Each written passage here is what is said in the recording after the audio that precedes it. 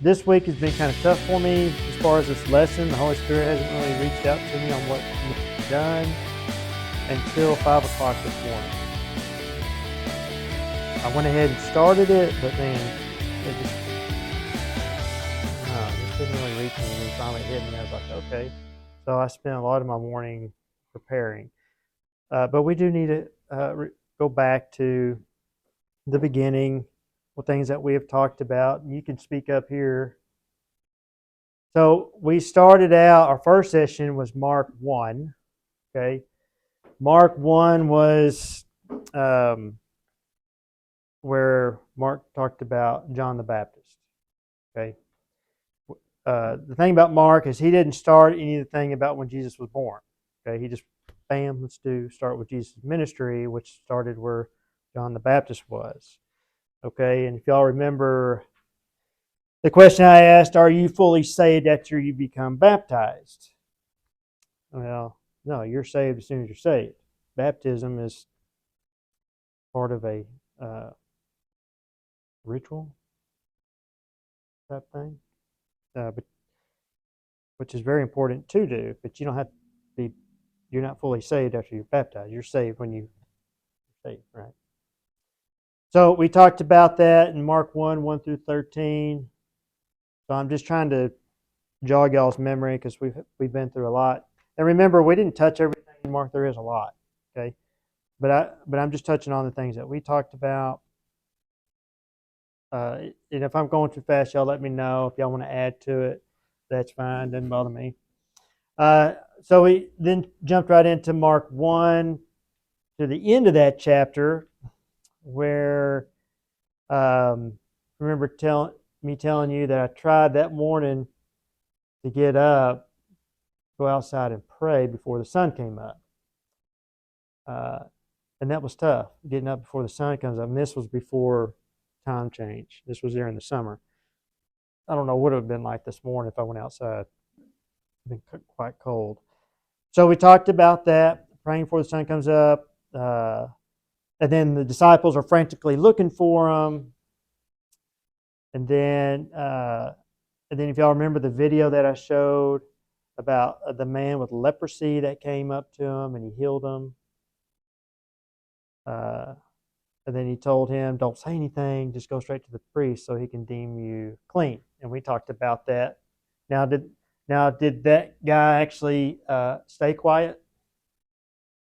The answer is no. He didn't stay quiet. He had to tell people, which created more of a chaos for Jesus because there was more of a crowd that came towards him when he was just trying to teach those that were there. Okay, any questions, comments, complaints on that? Okay, good. And then we went straight to Mark 3. Okay, this is where he drives out demons. Priest sends out. Oh yeah, priests send out scribes to investigate, and they keep telling them that Jesus is a demon, and he's driving out the demons. And Jesus responds, basically, how can Satan drive out Satan? Okay. And then we talked about a house divided. And I think, John, you taught this lesson, I believe. If a house is divided against itself, that house cannot stand. Okay. John shared a personal testimony about something about work and coworkers and something along the lines of that. Am I right on a little bit? Okay. I'm glad I recorded, so I just couldn't watch the whole lesson because I wouldn't have had time. But I know you talked about something about coworkers, and you started when you first started, you were doing the same things they were, and then realized, wait a minute, they're making fun of people. We're not, this is not right. You felt convicted, and you started changing, which made you stand out away from them because they didn't like that. Okay. So then we moved on to Mark 6:30 through 44, and I'm hoping all this jogs your memory because I want this to be a lasting memory for you guys in Mark until we ever go back to it. But the disciples' first time going out by themselves, preaching and driving out demons, if y'all remember that, they were excited. This was without Jesus in form. and they got to test out their abilities, and they were casting out demons, and they came back and excited, and Jesus wanted to hear all about it, and then he's like, man, y'all need a rest, so y'all get in this boat. Well, what happened when they got into the boat? Well, the crowd started following them along the shore as they were going on the boat, and then they met up with them at the boat, and then they ended up being hungry, right? And so where did they end up finding food? Which this definitely wouldn't have been one of my teenagers, but they found food on a kid, right? So this is the feeding of the 5,000, where they had 5 loaves and 2 fish, and fed them from there. So that's what Mark 6 was about, 30 to 44.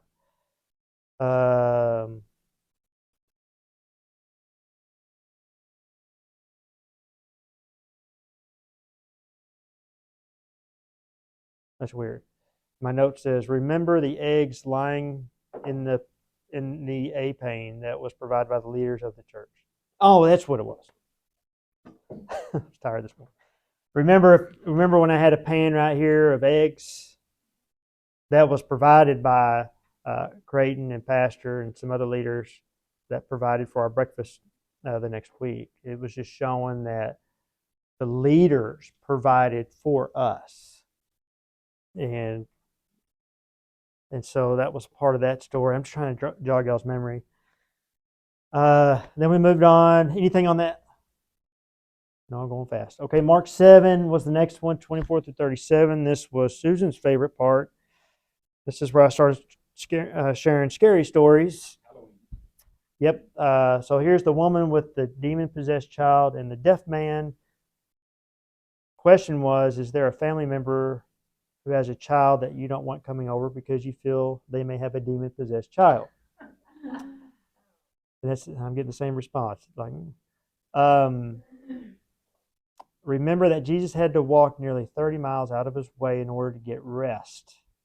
Walk to a territory away from the crowd into an area that he wasn't well known yet. But that's when he runs into this woman first, asking for her daughter to be healed because she was demon possessed. She couldn't even bring her daughter to her, and because of her faith, she was healed, and she wasn't even there in the presence, which was when I mentioned it's very important that we should pray for each other and share what's going on in our lives so we can pray for you and go from there. And then the deaf man, during this time, further down the road, a group of friends came and delivered a man who couldn't hear him, who couldn't hear or even speak. Jesus, of course, healed him. Jesus gave this man a wet willy, and then also touched this man's tongue and healed him. He was able to hear and speak. Okay.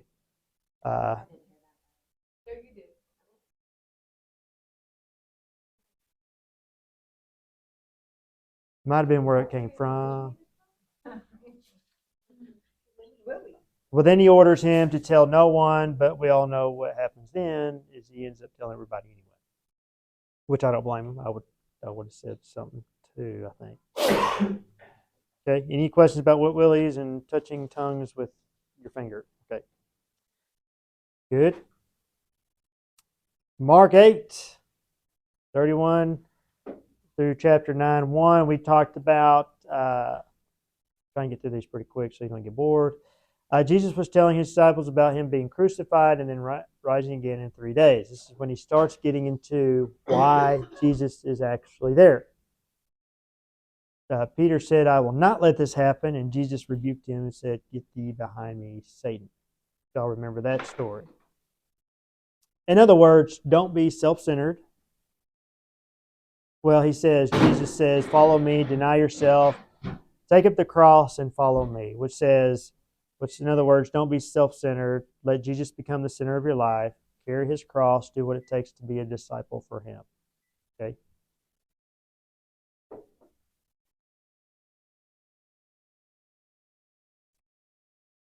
We went into Mark 9, 17 through 29. The transfiguration had occurred. If y'all remember, we talked about that, where Jesus took Peter, James, and John, and they observed Jesus being ascended. I don't know how far up, but ascended. And that's where they saw Elijah and Moses there. And then that's where God speaks, says, "This is my son who I am well pleased." So that's where all that comes from. But when he comes down, what the beef of that was when he came down. Good morning. When he came down from there, he noticed a crowd, and so what was happening was what was it? Yeah, a kid. A father had brought his son to the disciples while Jesus was gone, and they were trying to heal him, but they couldn't, and they weren't very happy. They thought, okay, the disciples are not real deals, but they were excited to see Jesus. Of course, he was still glowing at that time, and Jesus ended up healing him. And afterwards, the disciples were disappointed and said, "Why couldn't we have done it?" Because prior to that, they were driving out demons, right? Well, he said, basically, you just weren't plugged in. This is something that you have to pray about. So remember the vacuum cleaner story that I had, which is a sore subject in our family, but it works great. But you got to plug in order for it to work. And so that was what Jesus was saying to his disciples. You weren't plugged in. You were trying to do things on your own power, which is why it didn't work. Why his son wasn't healed. He was saying, if y'all remember, it was a kid or a guy that he was unable to speak. He seizes, thrown down, foams at the mouth, grinds his teeth, and becomes rigid. Okay. Okay. We talked about Mark 10, 32 through 45. Those who just came in late, the reason I'm going through this is because we're ending our lesson today of Mark. I'm just trying to, before we move into our next session, just trying to go through all this. Sitting at the right and left in your glory. Y'all remember this story. Jesus was telling his disciples again what was about to occur. He was about to be crucified. But what was the last things on their mind, or the first thing, the forefront things on their mind is, Jesus, will you do exactly what we say? Like, it depends what you want, which he already knew. And he said, well, will you allow us to sit at your right and at your left in your glory? And he's like, it's not for me to give. And this isn't the cup you really want to drink from, what I'm about to embark on. But you will have your own cup to drink, because it's about to happen to you too. Just not this cup. This cup, I'm sure, was a lot larger. If y'all don't understand that reference, I'll be glad to explain that later in another time. So I'm just reminding you again what that was all about. Okay. Mark 11, 15 through 25. Remember how Jesus went into the temple and started flipping over tables? He got tired of people. I am curious, though, was there any incidences like this week when you had your Thanksgiving with family? No tossing tables? No? Well, that's good. We didn't, thank goodness. We've had some in the past, but they no longer dine with us. So Jesus was angry that there was buying and selling going on in the temple, so much that people couldn't come to worship because it was so crowded. No one had respect for it anymore. The priests saw the opportunity to make money and take advantage of travelers coming from far away. And then we also talked about the story of the fig tree, example of growing in faith or dying in faith, or teaching the gospel that is fruitful or bad gospel. Okay. Almost there. Okay. Mark 13. 24 through 37, Jesus explaining a little bit about the tribulation, his return. Jesus doesn't tell them when it'll happen, because Jesus also doesn't know because he chooses not to know, only his Father. Okay? He uses the example of the fig tree again and how it dies in the winter and thrives in the summer. If y'all remember the actual fig tree we have in our yard, I showed y'all what it looked like not too long ago and then what it looks like now, which the leaves are pretty much all off. Although right now it's kind of confused because there are some figs that are growing on it. Not sure what that's all about. So it's a confused tree. Yep. So he says, be ready and alert. Okay, act as if every hour. You should act as if every hour or moment is that moment it'll happen when he returns. Don't be caught doing something or being somewhere you shouldn't be. Because how embarrassing would that be? Like your parents when we were teenagers. Your parents catching you doing something you should have been doing. Okay. Okay, Mark 14. Almost there.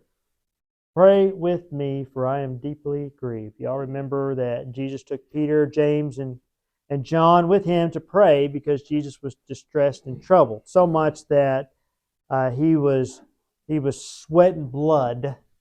Okay. And then what ended up happening when he brought him up there? They fell asleep, right? And they fell asleep 3 times. And that's when we started talking about the number 3 and how the meaning of all that behind it. But every time he came back, they were asleep. But he was praying to God, his Father, saying, please let this cup pass before me for this hour. He was in pain. He didn't want to go through it. He knew he had to, but being in human flesh and form, he still asked, can we just let this hour go by? Can we just be done with this? Which I don't blame him. Okay.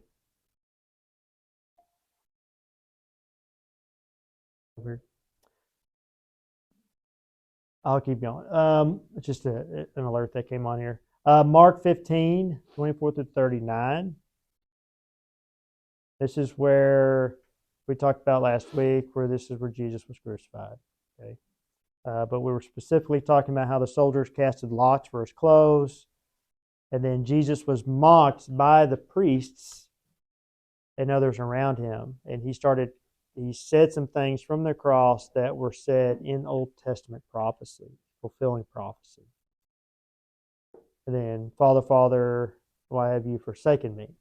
So we talked about some detail on that. And I'm not sure if y'all even understood after I explained it what he was really saying there. Okay? So, here we are. This is where you guys come into play. No more death by PowerPoint now. If you'll turn your Bibles or your phones to Mark chapter 16.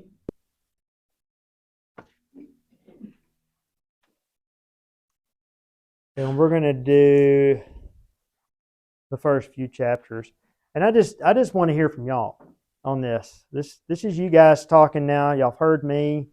I'm pretty boring now because I've done death by PowerPoint. I just wanted you guys to remember what we have learned here today before we move on.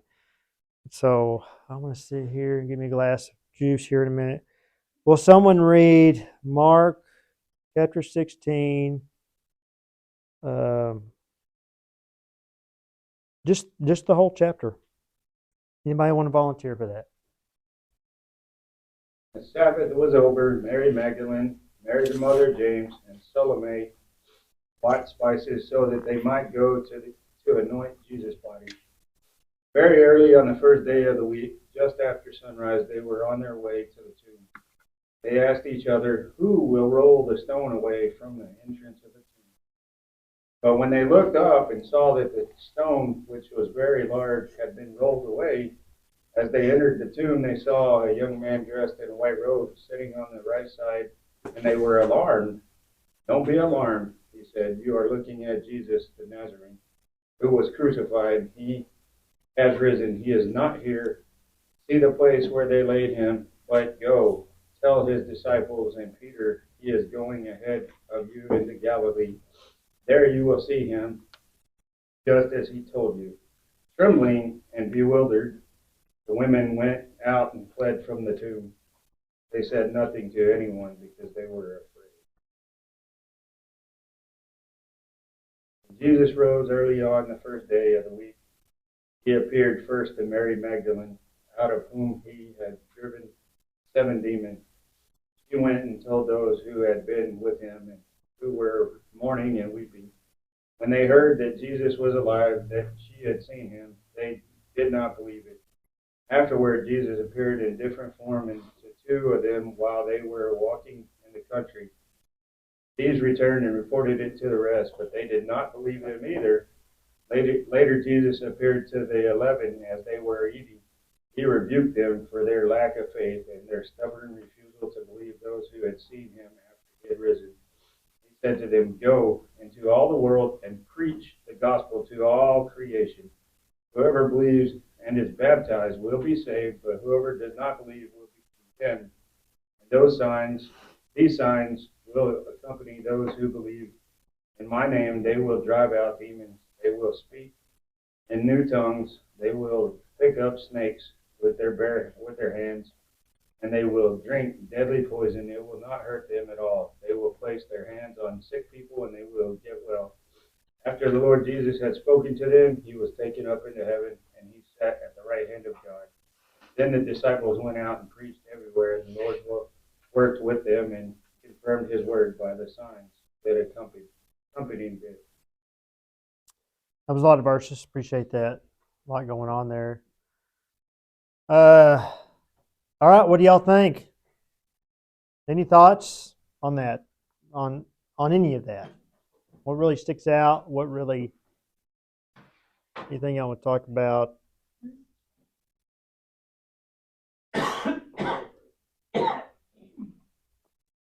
Hopefully the food will be ready by then. But what do y'all think?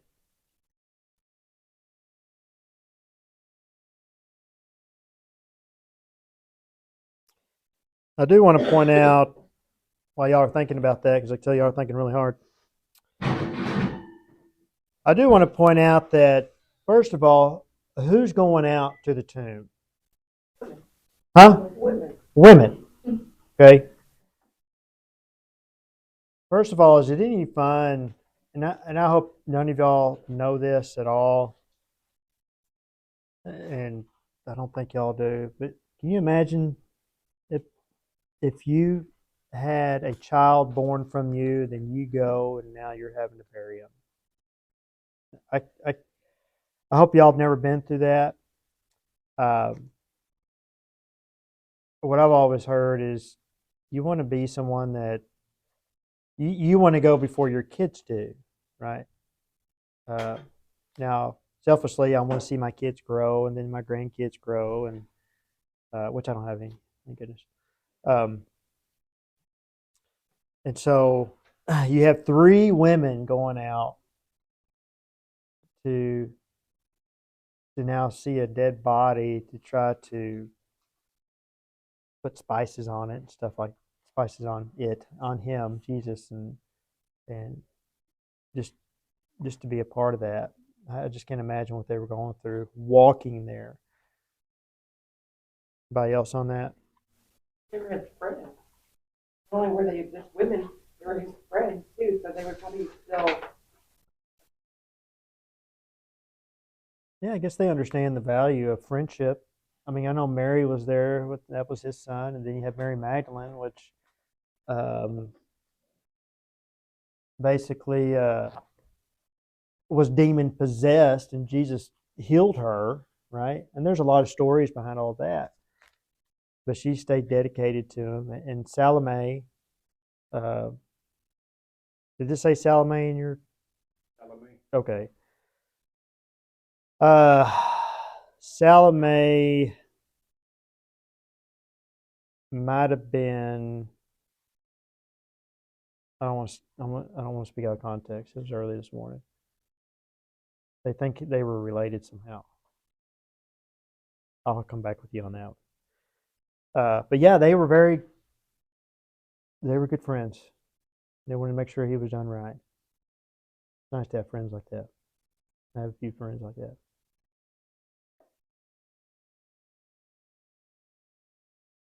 Anything else that really sticks out there? Like you said, 3 women, and I believe it's Brother Jim, and I've heard several. And when it comes to females and women in the Bible, there's very few that are mentioned by name.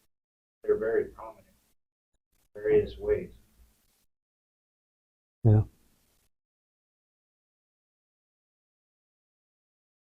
Believe it or not, there's critics who don't believe so. They don't believe that Jesus ever rose from the dead, and so this all right here going through, and that's why I went through all of Mark to try to prove that this was the real deal. Okay, and so I don't want to go ahead of myself here. Never looked at it this way either until I learned from John Cribble, who teaches here, that 3 days Jesus was actually in, as he called it, the belly of the earth. He was actually dead and buried. I always, as a kid, I learned he was in the tomb, and because the way it's portrayed is it's above ground, not so much below, so on and so forth. But the way John Cribble preached it on a Wednesday night when we had a Wednesday night class with him, is he was actually dead in the earth, and whether or not where at he was, but that 3 days he was fully dead, just like. It was saying that they were concerned. They bought these spices. First of all, these shops didn't open until Sabbath was over, so they had to wait. So that's how we know he was crucified during the Sabbath, right? So they had to wait till the Sabbath was over in order to go to the stores to buy all this stuff these women were buying. But their concern was, okay, we've got it, but how are we going to get it to them? And the way it was designed back then, these caves, these graves, was that this was a heavy stone, and the way they were designed is these stones were on a little track, and in order to roll it away, it went up. You had to push them up, and they used the gravity to bring it down to cover it. And so it was so heavy, these women knew they weren't going to be able to roll it away. So they were concerned on how they were going to manage this.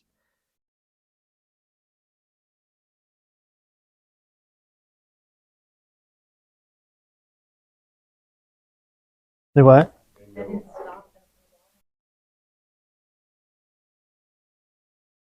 Well, and who else, and I think it said it in here, but who else was standing there? Roman guard. That was it. They're like, well, crap, now I got to figure out not only to roll the stone away, but how are we going to get these? Okay. But when they got there, what did we see? It was obvious. It was rolled away, right? And a few translations says there was an angel that was actually sitting on the stone. It doesn't say it in Mark, but if you look in Matthew, yeah, you guys grab food. If you look in Matthew, it states that there was a great earthquake. Okay.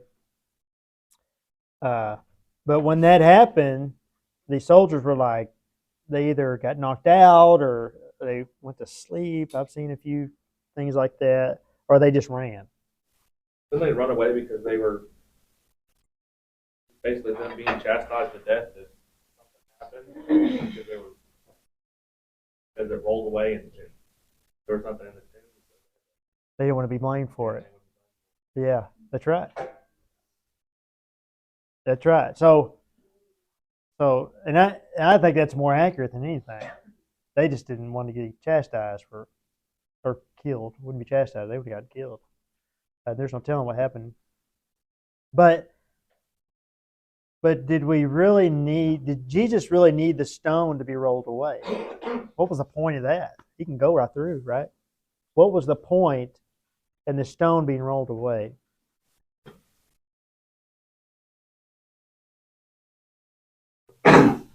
So everyone could see See what? that he wasn't there, that he had risen. Transparency, full disclosure. Nobody came in, took him, nobody closed it, nobody can speculate. There's only 5 witnesses. You have the guards, and the 2 guards were the ones that they for sure didn't roll it away because guarding it was basically together life. So, having Mary Magdalene and Salome come in as the other witnesses, proof that no one else could have rolled it away except for no one else. Yeah. Yeah, it's heavy. I mean, who else is in that? Hercules? Jax. And they knew, they were pretty much only ones that knew where Jesus was laid because they watched it. Oh, yeah, thank you, sir. Oh, yeah. They pretty much were the only ones that knew because they observed it. They're the ones that saw where they were buried. So they knew he was in there. They saw the stone being placed in front. So there was no doubt.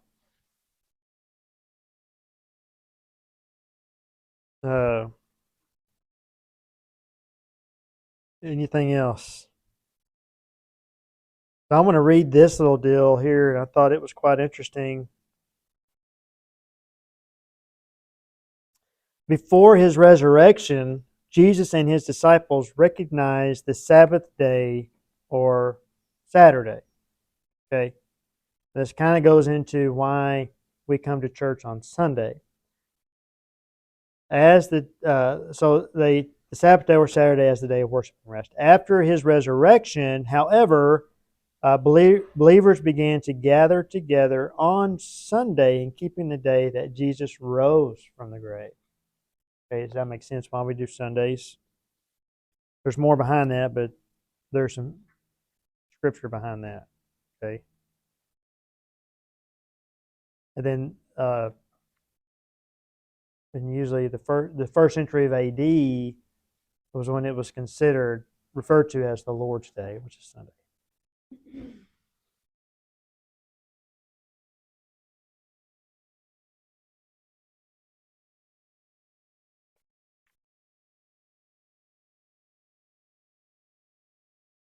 Man, y'all supposed to teach the teacher. What's up?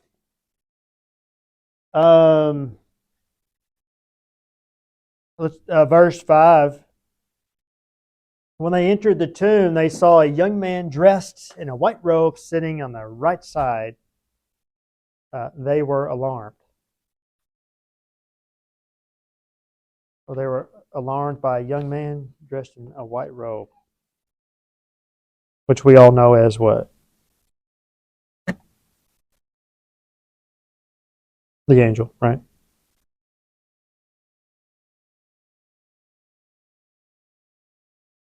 Isn't that a precursor to when it just said Jesus ascended back into heaven to the right side of the throne of God? That'd be a precursor. I think it's possible. Yeah, I've heard that before. It's been said that the angel they were looking at was sitting on the stone, and then some say he was standing inside. Depends. I think it might have been both at some point. But the angel tells them, look inside.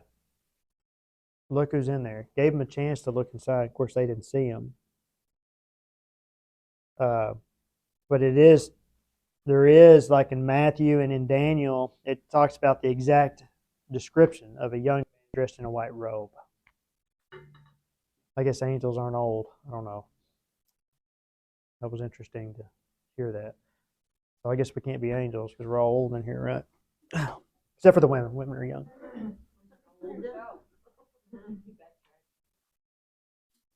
You're welcome.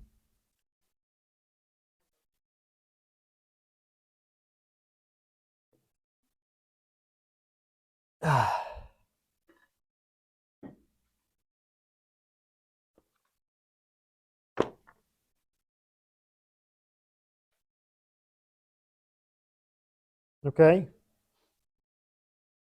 Let me read verse 5. I just read that. I keep going back to this. I try to not do many notes. I kind of wanted you guys to lead this, but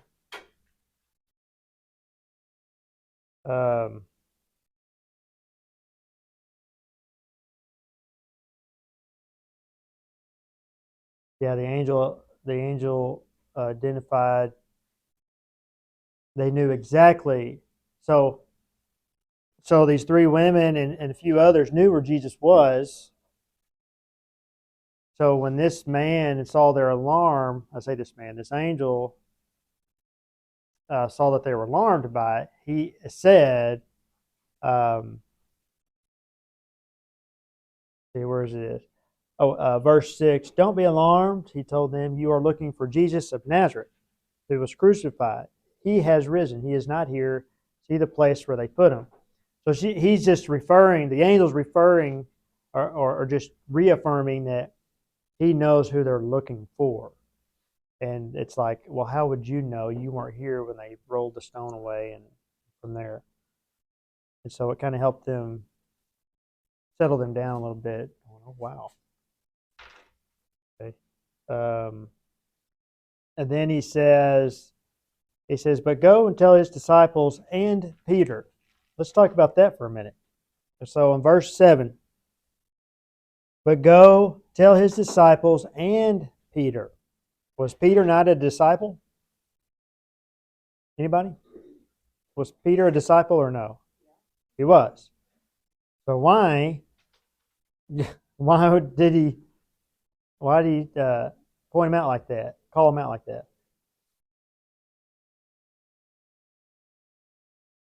Peter's the one that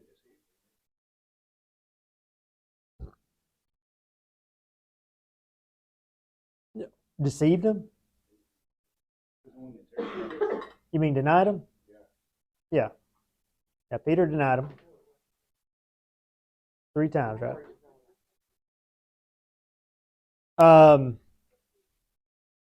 And so what because he deceived him, right? But still, why would you point him out like that?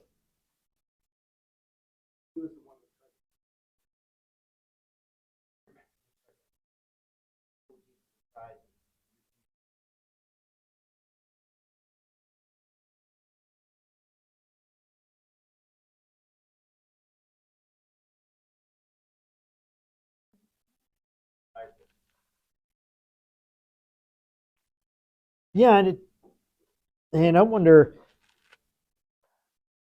to let Peter know that he still loved him and forgave him. He knew it was going to happen, right? So he was telling him, hey, Peter, we want Peter there to be there too when he shows up. Um, but it might have been a conversation that they had before. This might clear it up a little bit, or a possibility. Uh, this is a couple chapters. So Peter told him, "Even if everyone falls away, I will not. True, I tell you," Jesus says to him, "today, this very night, before the rooster crows twice, you will deny me 3 times." Of course, he insists that he wasn't going to do that. But basically, we all know that's what happened. But he wanted Jesus to reaffirm that he still wanted him there. Well, do we have friends that hurt us? Do we decide to unfriend them after that happens? There's your Facebook reference. Has anyone ever been hurt by a friend, and do you find yourself unfriending them, or do you still love them and try to make it right?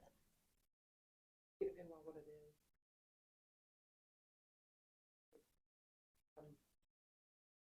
Sometimes you shouldn't let them. Well, yes, you could be their acquaintance, but Well, how bad does it have to get? You're talking about Peter, who denied Jesus.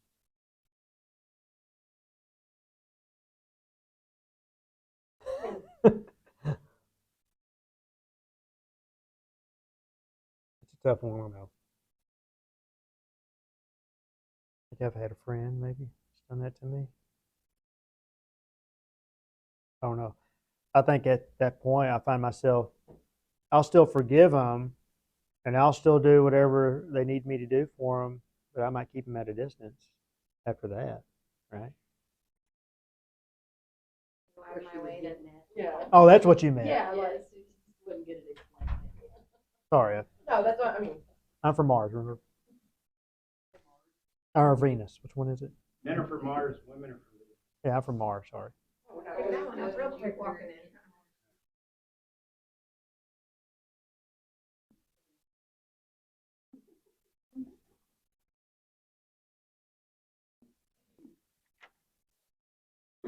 All right, what else?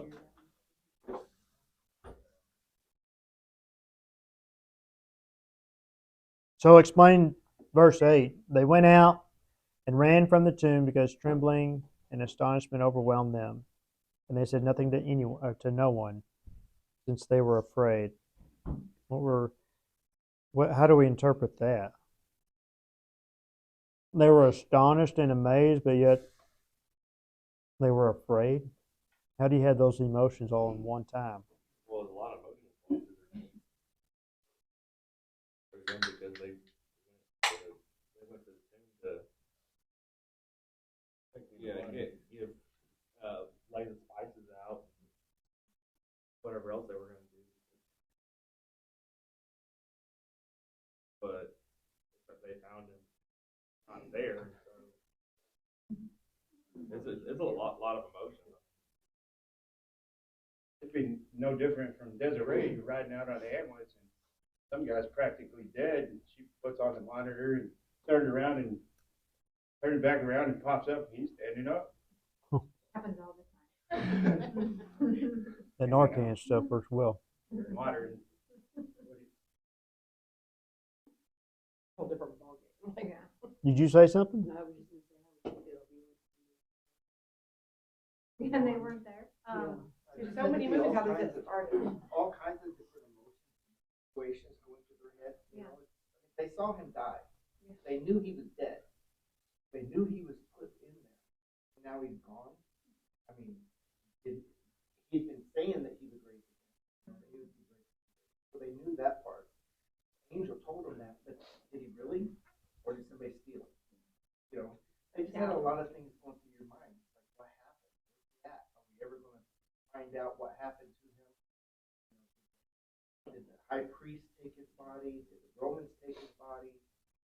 Or is he really alive? And if he is really alive, that's something that we have. Like, how did that happen? Tons and tons of what ifs. And all they knew is that their friend was not that where he was supposed to be. He told them what was going to happen. Yeah. According to our own logic. But then I guess you get kind of anxious when you're told he may show up at a certain area, right? You're like, oh, I'm curious to see where this leads to. Did they go there? Oh, yeah. Go to Galilee like they were told? Yeah. It says that they didn't believe that. Well, he spent some time with the disciples and Mary. It wasn't just a short amount of time. Yeah. It was quite a while. He still had some ministry. He still had some stuff to teach them before he ascended. Yeah. I forgot how long it was after he ascended. But yeah, it'd been a while. I wouldn't doubt it was. Well, I don't know. I don't want to say it out of context. Yeah.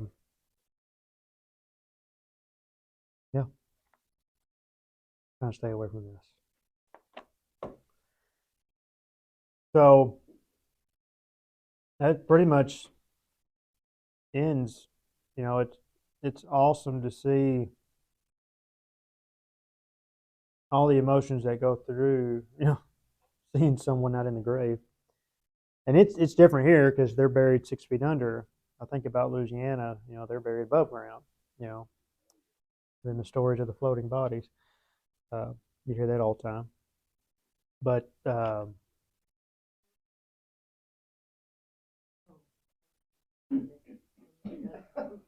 You just have floating bodies. Yeah, I was in your like, mind.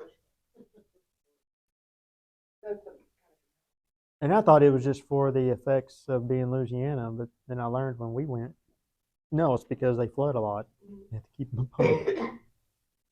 Okay, that's why all the scary stories are over there.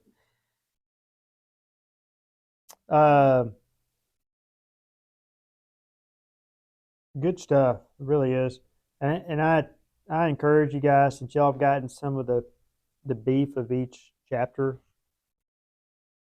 just to go through it again, see if some things point out that you want to talk about. Because every time I read it, something new happens. You know how that goes. So appreciate you guys being here. I wasn't sure how many were going to be here, depending on which direction I was going to go. But then this was all spirit led. I wanted to really hear you guys talk. I know I talk a lot when I teach. But be here next week. John will join us beginning of Genesis. I just voluntold him.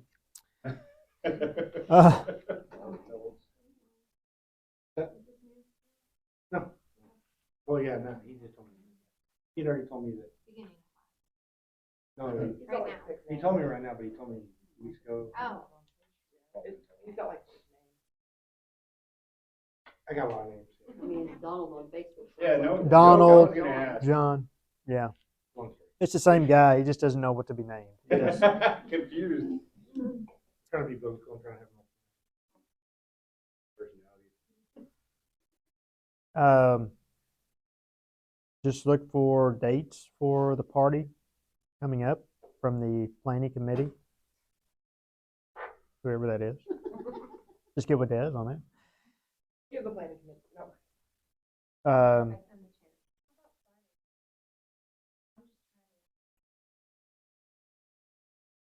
Friday's probably our better. Friday's gonna get a Friday, like 30. Sounds good, yeah? Everybody's good for Friday? Every other Friday. Maybe the weekend of when the kids have their.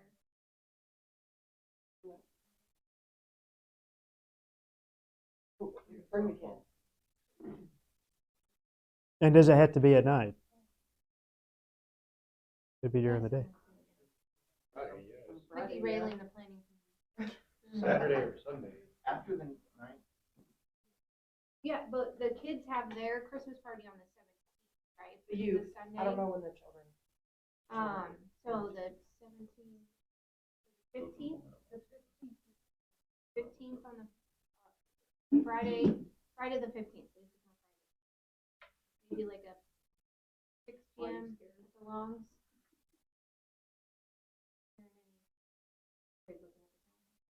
Hearing any no's so far. So put that in the back of your brain. Pencil that We're also in. doing it on Friday night, they gotta make I'll be sure there. we use everything. Yeah, I'll get with. No, I can't do this. It'll be a Friday.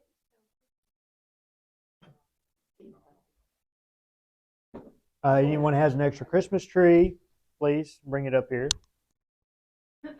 And I'll have someone else decorate it. No. It would be really cool to have a Christmas tree and y'all bring one ornament to add to this tree. Okay, and then we'll start a collection.